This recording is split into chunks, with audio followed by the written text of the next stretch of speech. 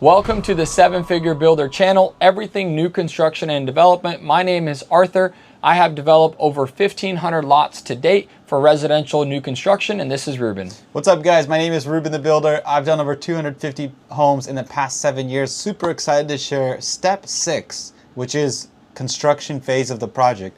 So many people, they get so consumed by the 7 steps. And when they think of the 7 steps, all they think about is the actual physical construction portion, which is building out the home.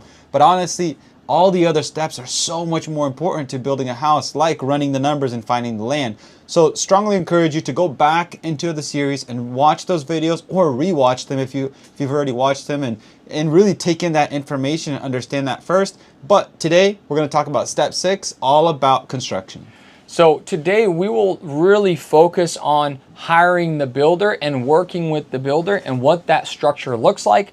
Ruben's going to pop in another video and actually break down the construction process if you were going to build this yourself or be an owner builder. I also put a video together on the owner build process from start to finish, including the lot, and what that looks like from that process. Now, finding a builder, Ruben, and working with the builder, what is the typical structure when you're hiring a general contractor to build out your personal house? Yeah, so when you're looking for a builder, oftentimes you want to avoid the builders that are quoting you anything, $200, $250, $300 per square foot or above. Those builders, what they're typically doing is they have their costs, both soft and hard costs, and then they're adding in a profit margin on top of that. And so you want to avoid those builders because oftentimes the profit margin that they're taking is all of your equity. And so you typically want to look for a builder that's going to build for you cost plus. What is cost plus? Let's start there. Cost plus is whatever the build costs to build, the actual cost, and then plus his fee to manage the entire project for you start to finish. What's typically a fee? Is it a flat fee? Is it a percentage? Yeah, so typically that fee that I've seen nationwide is 10 to 15% on top of cost. And so that's really just called a builder fee. The reason why we say this is because you're in control, number one, and the builder makes a decent income, covers his overhead, and can run multiple projects at the same time. The type of builder you're looking for is typically called a boutique builder. He's managing 5 to 10 builds a year, and he's usually building anywhere from, let's just say, low hundreds, depending on your area, up to the $200 per square foot mark. Anything lower than that, I'd be skeptical. Anything higher than that, I'd be skeptical. So what I would say when Ruben says boutique, my way of saying it is you want to target a spec home builder. What does that mean? If the builder is buying the land, building a house, and putting it for sale, that's a spec builder. That's somebody that is investing and flipping a new construction home. Versus a custom home builder that says, oh, bring me the lot, I'll build you the house, here's my flat price.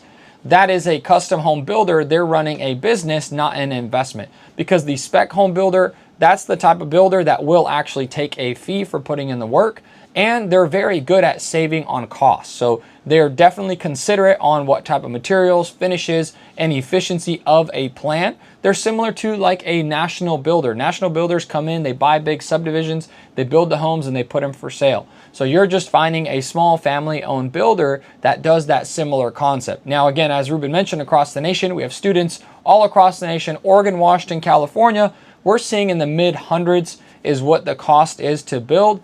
And then that includes hard costs and soft costs. If you're talking other areas like Texas, Florida, Missouri, and other areas where homes are a little bit less, you're probably closer to the $90 to $120 per square foot range. And then, of course, if you're going to do higher end, more custom homes, the price just goes up. I'm talking spec, entry level, stuff that you see people build and sell on the market. It still can be nice. We still do tile, we do hardwood floors, but we're not doing things like floating staircases and doing stone across the entire home and doing just crazy features. We don't do that because it doesn't make sense from the investment standpoint. And if you're pre-approved to buy a home, you're going to go look at a home on the market. You got to look, okay, that kind of home, that product, I can build something for 10 to 20% less and have that equity. So it's just important to understand and define what exactly type of level of finish are you building, you can look up what is builder grade. And so oftentimes builder grade is going to be some kind of either LVP flooring, engineered hardwood. Most of the time you're not going to have metal railing. You might have the metal balusters. And so you fully have to understand what is that builder scope of work? What are they promising to build me for this price? Because anytime you get into any kind of extra custom upgrades, let's just say speakers, real hardwood floors, larger windows, aluminum frames, full glass frameless shower. So all of those things cost money, but if you find that happy medium, you can definitely be in that 150 to 175 range. If you're in a more expensive area, let's say like Seattle or San Diego, then those ones could be in the 200 to 250 range. It's just very important for you to define that. That way you understand that general cost to build. Let's go into the management side of things. What are the key factors when you're managing a builder?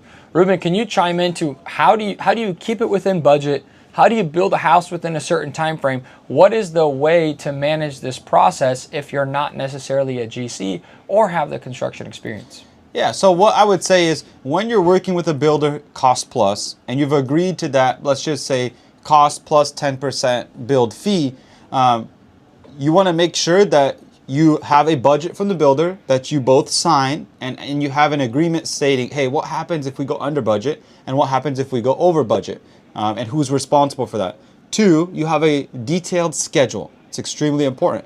So you understand if the builder says, I can build it for this price with this budget and I can build it for you in 6 months, you hold him to his word, because you don't want to agree to a cost plus contract that is open-ended, because you could end up going extremely over budget, and that could be a very bad situation. So it's very important that when you have a cost plus contract, you have those items in place to make sure that you're on schedule, right? And then you're also building to his agreed price. So what we like to call it in our construction company, we call it schedule, scope, budget.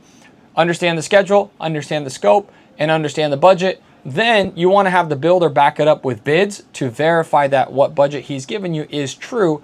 And you sign that contract with the builder, you lock that in there, make sure you have all that, everything, all the details lined up. And then the other thing that I always ask the builder is for his previous builds and previous costs.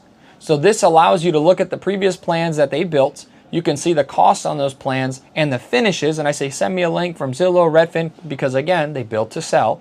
And you can look at all of that, compare, and move forward comfortably. And now you're allowed to actually execute, work with the builder, and get it done. We typically, and the last thing that I would say is you leverage the check, meaning you hold the finances. When you go get the loan for your new construction home, the lender is going to release each draw as you're building the home, and then you pay the builder directly. A few major things that you need to have in place is the inspections, and those inspections come with the city or the county. So the jurisdiction will look, okay, he finished foundation. The city or county inspector comes in, inspects it, they pass it, boom, approved. Then the bank inspector comes out, says, did he do the work? It's a third party they hire. Yes, he did, check mark. If both the city and the bank sign off, then you write that check. The big gold nugget here is never prepay or pay ahead for the job to get done. There's always a finish the job and you have 2 to 4 weeks to pay. Typically we can pay within a week because the inspector comes out within 1-2 days and then the bank releases the draw. So there should be no issue with a company that's established and they're well known. They always have a 30-day pay period. If somebody's asking for a payment ahead of time, 99% of the time you'll have a bad experience unless they are well known and you've already worked with them multiple times, but they can run away with your money. That is a huge risk. We never do that, and we've built over 250 homes. We always have that. The only time we'll pay for something if it's for materials, and what we do is we pay on the credit card directly to the supplier, not the subcontractor. Yeah, so it's very important to understand this concept, guys.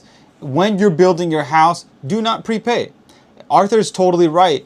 You see, the subcontractor, he has lien rights. So if the homeowner does not pay for the job, the subcontractor can put a lien on the property and the homeowner either won't be able to sell the home or they could foreclose on the home eventually if they're not paid. The homeowner has less rights.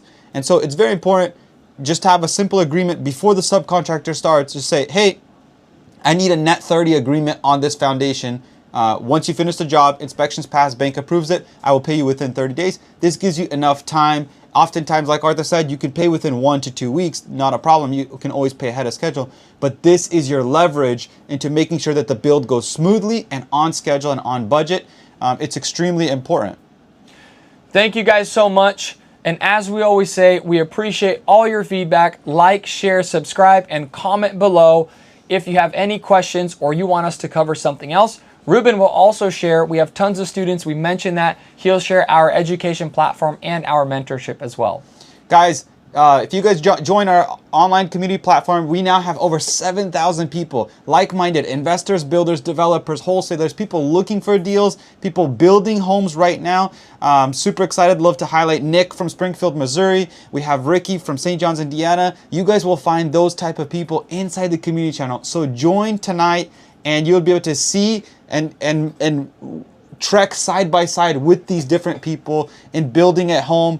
This is 100% possible for you. Super excited. Like, share, subscribe. See you in the next one. So if you're interested, 360-216-0323. That's our team line. You could reach out, shoot them a text message, or give them a call. We'll hop on, see if you're qualified, and we'll go from there. Thanks so much. See you next time.